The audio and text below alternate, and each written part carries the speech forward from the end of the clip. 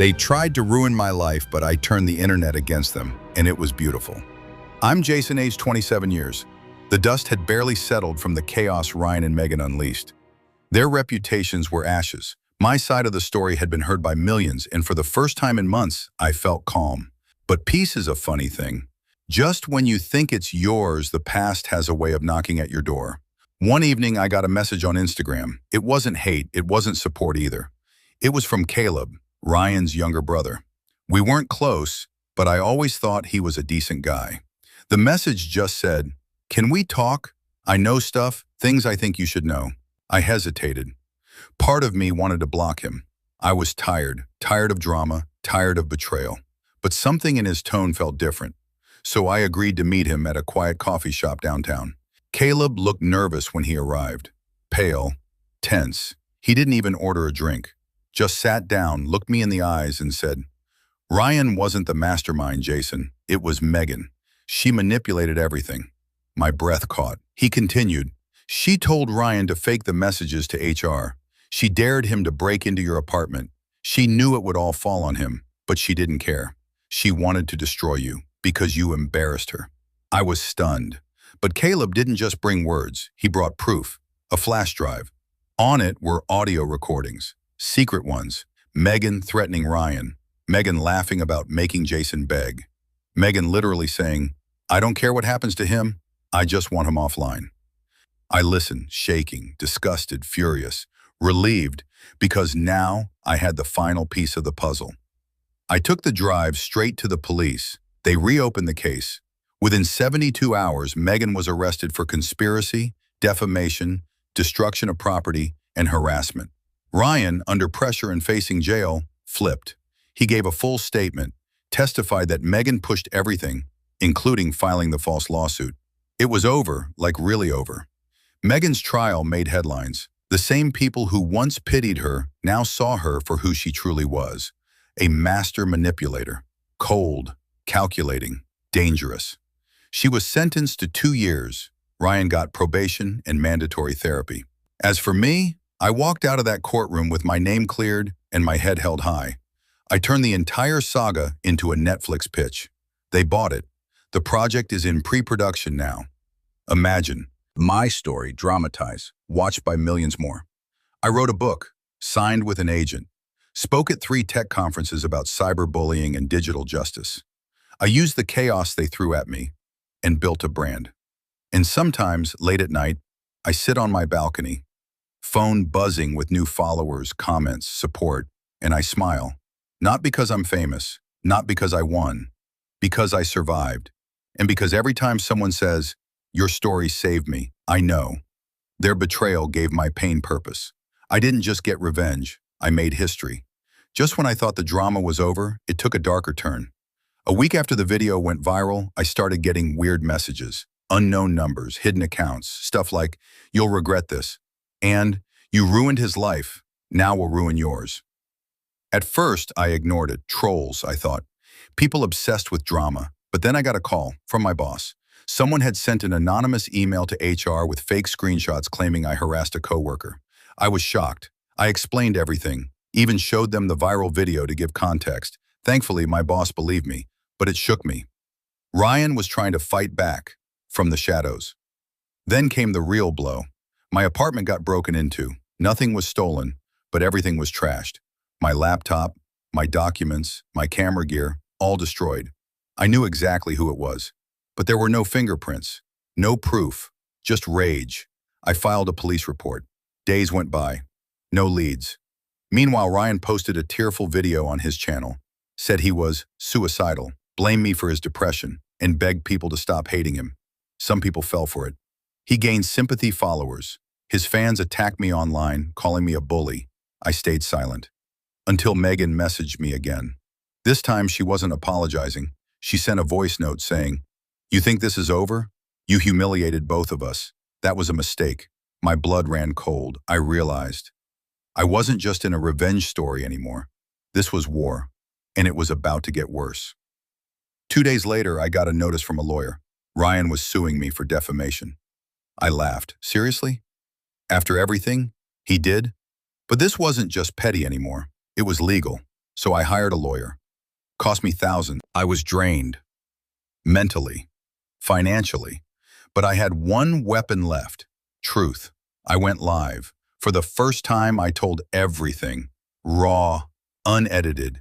From the betrayal to the threats to the lawsuit. I showed messages, dates, facts, receipts. I cried on camera. Not for pity, but because holding it all in for so long hurt. And guess what? That live stream hit 3.1 million views in 12 hours. My followers doubled overnight. Donations poured in. Lawyers reached out offering help for free. Suddenly, I had an army behind me. And Ryan? His case fell apart. My lawyer proved he falsified evidence. Case dismissed. The judge even warned him not to try anything again. But I wasn't done. I made a full documentary exposing the internet villain. Interviews, timelines, leaked voicemails, legal updates, everything. When it dropped, it hit 10 million views in a week. Ryan deleted his channel. Megan disappeared from social media. Their careers? Over. Their reputations? Gone. Me? I was offered a book deal. I'm writing it now, not just for revenge, but for every person who's ever been lied to, betrayed, and blamed for standing up. People think internet drama is just views and clicks, but behind the screen are real people, real pain, real choices. I made mine, and I don't regret it. The story isn't just mine anymore. It belongs to everyone who's ever said, enough. And if you're still watching, remember this. Truth has a voice, and sometimes it sounds like revenge. But just when I thought everything was behind me, I got a message that made my heart drop all over again. You might want to check this link. It read, no context, just a link. Against my better judgment, I clicked. It was a YouTube video. Not from Ryan, not from Megan, from someone else, someone anonymous. It was titled, The Real Truth About Jason. My pulse quickened. The video began with a slow fade in to my viral revenge clip. Then a voiceover. This is only half the story. What if I told you Jason isn't who he says he is? It showed clips from my live stream, then paused. Let's rewind, the voice said. Then it dug deep, into my past. A misunderstanding I'd had in college, something I thought was buried. Old tweets, dumb jokes from when I was 19. Suddenly, I was the one under the microscope. The comments blew up. Is Jason just another clout chaser? Wow, he's not so innocent. Cancel him? I felt the panic again, the same as when I found out about Megan and Ryan. But this time, it was different. I was the target, and the internet, unforgiving. Within hours, the hashtag #CancelJason was trending. I lost brand deals, a podcast appearance got pulled, my documentary's views dropped. I felt like I was spiraling. I locked myself in my room, turned off my phone. For the first time since all this started, I felt powerless. Then I remembered something my therapist once told me. Own your story, or someone else will tell it for you. So I went back online. Not with another rant, not with drama, just honesty. I recorded a new video, no edits, no music, just me. I looked into the camera and said, yes, I've made mistakes. Yes, I've been petty. I've also been hurt, lied to, targeted, and I reacted the only way I knew how, by fighting back. Was it messy? Absolutely. But I've always told the truth, and I'm still standing. The video went viral again. This time, not for revenge, but for vulnerability. People saw my rawness, my pain, my growth. The tide turned again. Influencers spoke up for me. A well-known therapist reacted to my clip, calling it one of the most real things I've seen online. People began to understand that this wasn't just a revenge story, it was a human one. That's when I got another message, this time from Ryan. Not a threat, not hate, a single sentence. I give up. No apology, no explanation. But it was over. That's how I knew.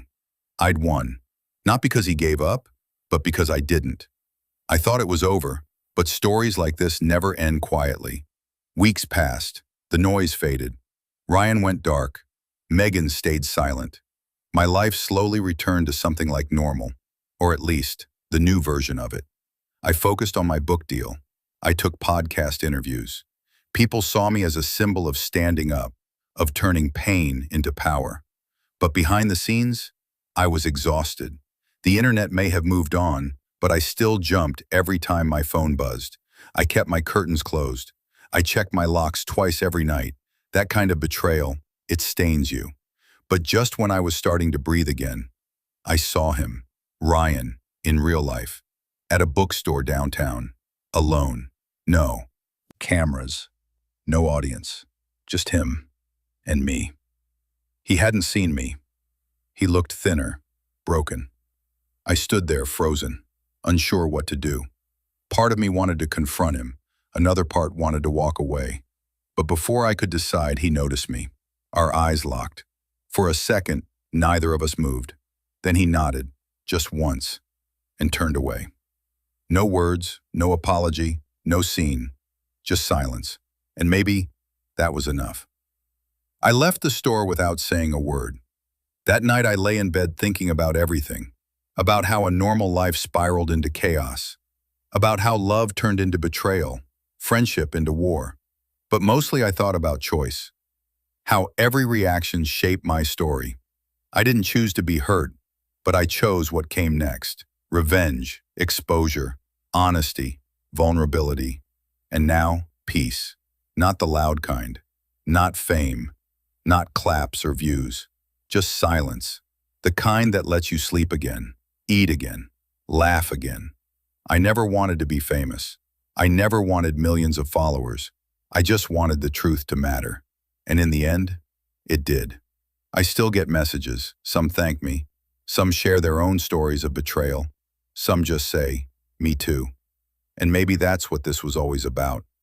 Not just one guy getting even, but all of us realizing we're not alone. That being broken doesn't mean being weak. That standing up for yourself doesn't make you cruel. It makes you human. So here's how the story really ends. I forgave them. Not because they deserved it, but because I deserve peace. I moved out of that apartment. I finished the book. I'm in therapy, for real this time. And last week, I met someone new, different, kind, real. Will it last? I don't know. But I'm willing to try. Because after everything, I still believe in love. Not perfect love, but honest love. That's enough for me. And if you're still here, reading this, maybe that's enough for you too. The end.